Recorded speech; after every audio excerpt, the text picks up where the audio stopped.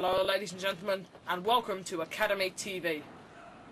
And here we have Ian Logan, sometimes known as the Idolizer, facing up with one of the hottest prospects in the UK today, Paul Burchill. Here we see there on the left of the screen, the two squaring up for what promises to be a very interesting matchup indeed. Both men young in their careers, both showing so much promise and so much skill already, as we see there with the real waistlock there being applied expertly, I might add, by Ian Logan.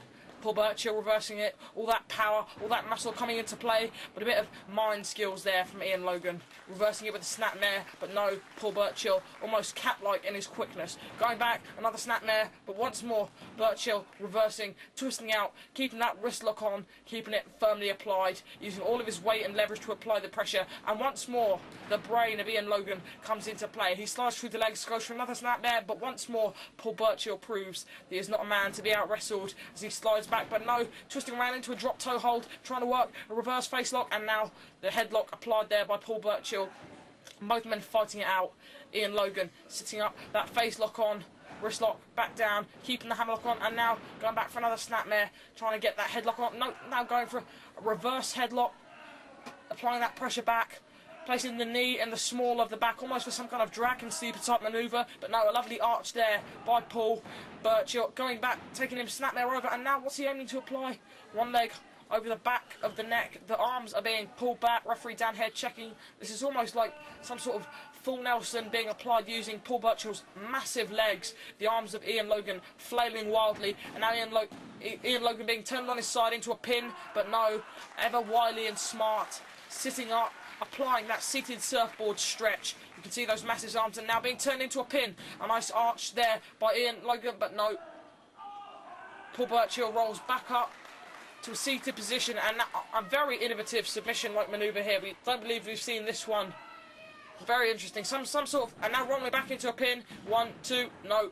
And a kick out there, keeping that arm lock applied. I'm very sorry, ladies and gentlemen. Some of these moves so innovative and so new that not even I can come up with names for them. And now getting back to their feet, a headlock applied.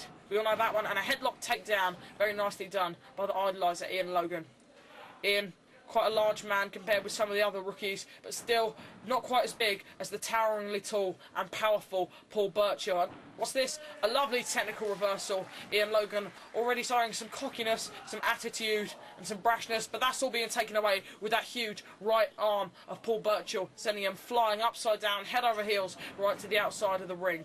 And now the referee stopping Paul Burchill from getting too aggressive at the beginning and what's this? A sunset flip roll up, 1, 2, and that could have been it.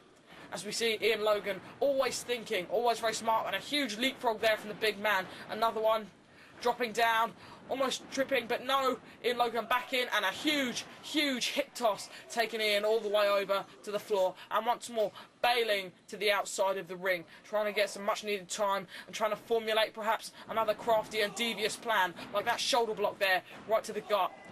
A hard, right-footed kick just to the side of Paul Burchill, and now Ian Logan taking it to the top, perhaps for his famous clothesline off. No, it appears to be a sideways twisting neckbreaker off the top rope. A very impressive move for the young rookie there, again showing a lot of attitude, and no, not going for a pin as one might expect, attempting to apply the head scissors to lock it on, trying to further the damage to the head and the neck area of Paul Burchill.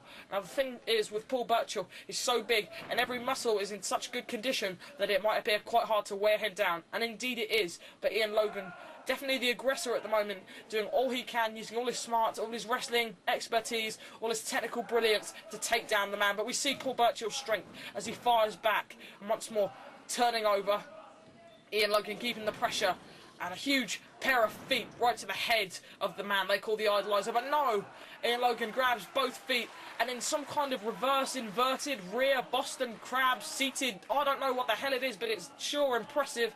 Paul Burchill right on his head, Ian Logan leaning forward, the pressure on the neck muscles must be immense. I'm sure Paul Burchill is in immense pain at the moment with those legs wrapped round his head, but no, some amazing feat of strength. He sits up, trying to grab that neck once more, going for that reverse, almost dragon sleeper-like manoeuvre, but quick as ever, Ian Logan is back on it, now with the kind of double underhook butterfly lock there, keeping it on, doing all he can to make sure that Paul Burchill does not fight back, keeping the pressure down, keeping everything low on the mat, but again, that strength of Paul Burchill That's an amazingly muscular body coming back, but a lovely double underhook suplex there, covering the length of the ring, sending Paul Burchill right onto his back. That's the most high-impact move we've seen in the match so far, and Ian Logan is still on the offense there, taking it over, wrapping it round, and pulling back with some kind of cross-face-like manoeuvre, pulling back on his face while keeping the arm locked. Now wrapping his other leg round, both legs round, having him in a body scissors. Logan close down.